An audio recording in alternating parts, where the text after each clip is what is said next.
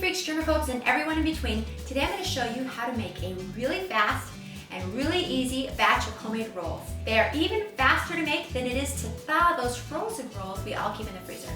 Altogether, it takes about an hour and a half to make, and 1 hour of that is just time for the bread to rise. They are so yummy and pretty hard to mess up. Believe me, I've tried.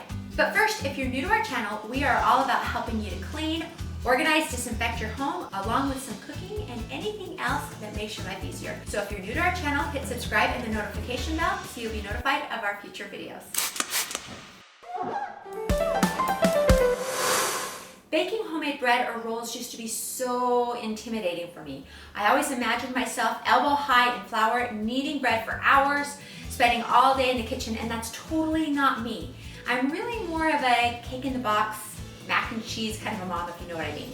But there's something about homemade rolls, fresh and hot out of the oven, that turns any meal, even mac and cheese, into a feast. So let's get started. First, you want to start with 1/2 cup of warm milk. 30 seconds in the microwave ought to do it.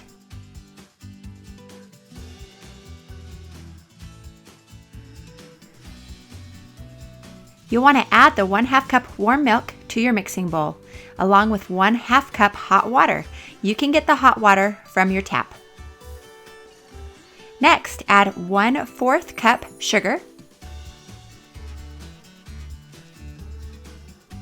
and 2 1/4 teaspoons active dry yeast.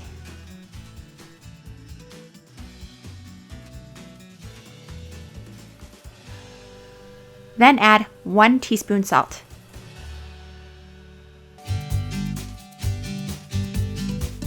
Stir the mixture together with a rubber spatula or a spoon.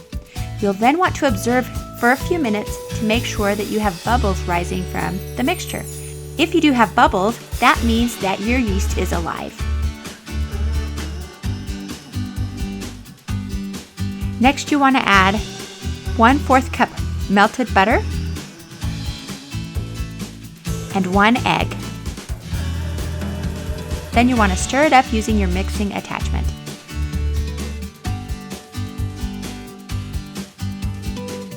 Slowly, one at a time, add 3 1/2 cups of flour.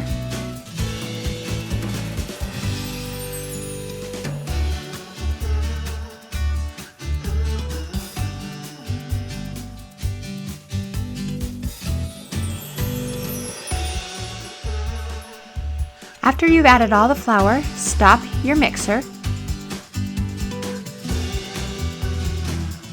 Remove the dough from the mixing attachment and switch to your kneading hook.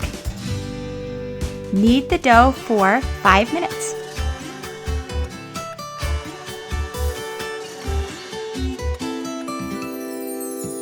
If you don't have a kneading hook, you can knead it by hand, but again, only for 5 minutes.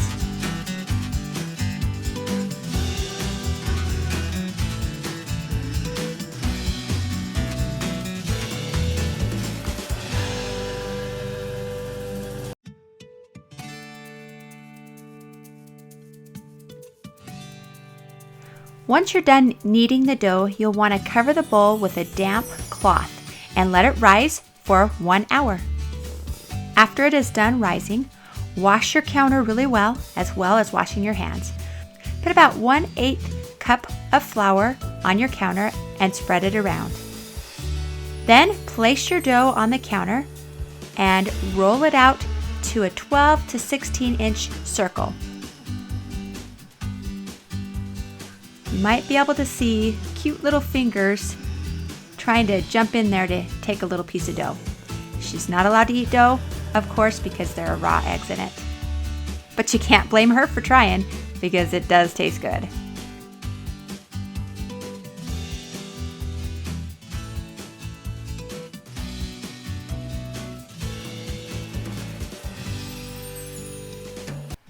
Once your dough is rolled out, grab a pizza cutter and cut it into 12 separate pieces. If you want your rolls to be a little bit smaller, you can cut them into 16 separate slices. Then you simply roll from the widest part to the narrowest part. Oh, doesn't that look beautiful? Then you place that on your cookie sheet. Go ahead and do the same with all the rest of the pieces.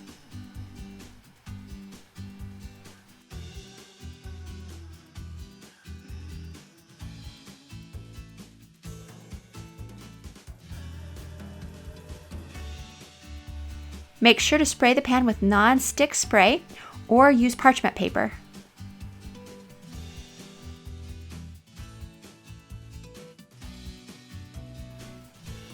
Put them in a preheated oven that's set to 350. Cook them for 12 to 15 minutes or until they are golden brown. You'll notice on the right 2 ginormous rolls. Those were actually from a previous batch that had risen a little bit too long.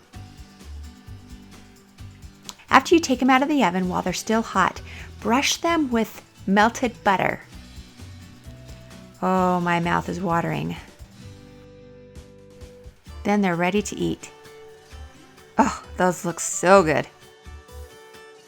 Thanks for watching this video. I know you were gonna love these rolls. Let me know how it goes for you in the comment section below. Remember to hit the subscribe button and the notification bell, and remember to pin and share this video. It helps to encourage us to continue making more videos just like this one. Last week I did a video on Instapot chicken tortilla soup that is so hearty and delicious. I'll put a link to that at the end of this video. Click on that and we'll see you in the next video.